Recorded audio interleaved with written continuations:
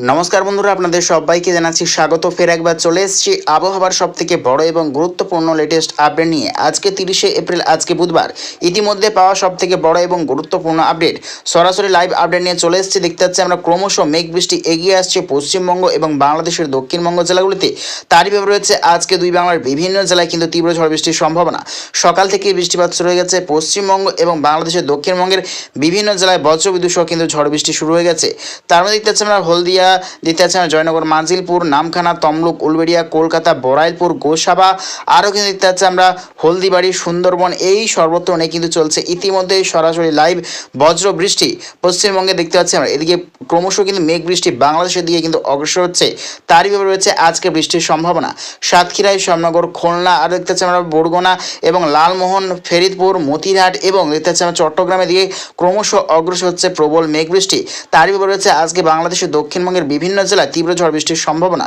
এদিকে বাংলাদেশের উত্তরবঙ্গেরও কিন্তু চলছে সরাসরি লাইভ বজ্রবিদ্যুৎ সহ বিক্ষিপ্ত ঝড় বৃষ্টি। দেখতে পাচ্ছি আমরা গাইবান্ধা এবং দেখতে পাচ্ছি আমরা জামালপুর বিভাগ নিয়ে চলছে কিন্তু ইতিমধ্যেই সরাসরি লাইভ বৃষ্টি।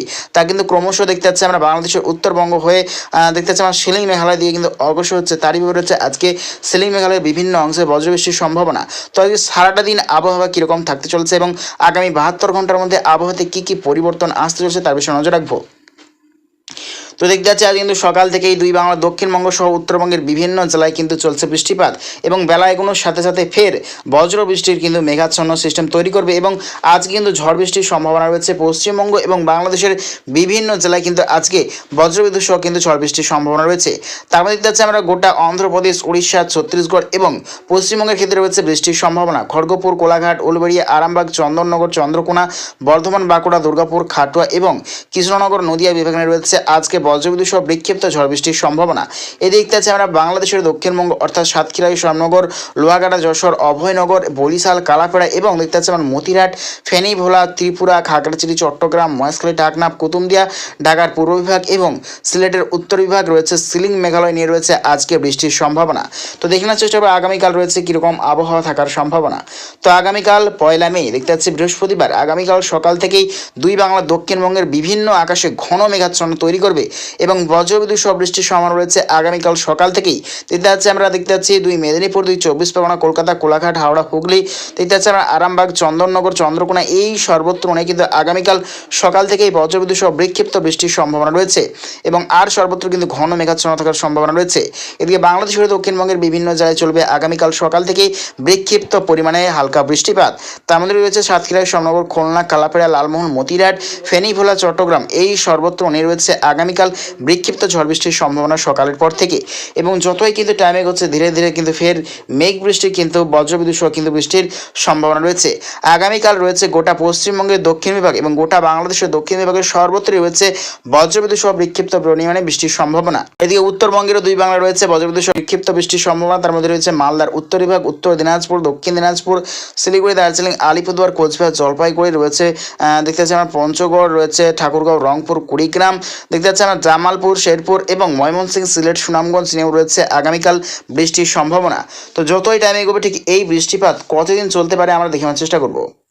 তো দেখতে পাচ্ছি আমরা 2রা মে শুক্রবার নাগাদ কিন্তু শিলাবৃষ্টির সঙ্গে কালবৈশাখী ঝড় বৃষ্টির সম্ভাবনা রয়েছে পশ্চিমবঙ্গ এবং বাংলাদেশের বিভিন্ন জেলায় রয়েছে কিন্তু কালবৈশাখী ঝড় বৃষ্টির সম্ভাবনা।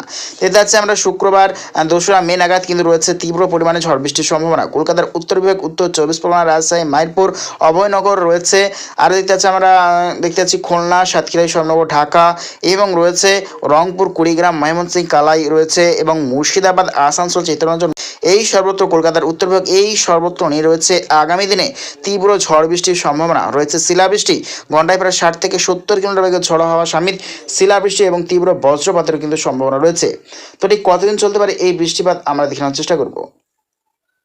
তো দেখতে পাচ্ছি এই বৃষ্টিপাত কিন্তু 4 মে রবিবার পর্যন্তই কিন্তু থাকতে চলছে এবং ফের 7 মে থেকে কিন্তু আকাশ পরিষ্কার হতে শুরু করবে এবং ভ্যাবসা গুমোট ভরা দিন কিন্তু দেখতে পাওয়া যাবে। আবারও কিন্তু নতুন করে নিম্নচাপের সিস্টেম তৈরি করছে।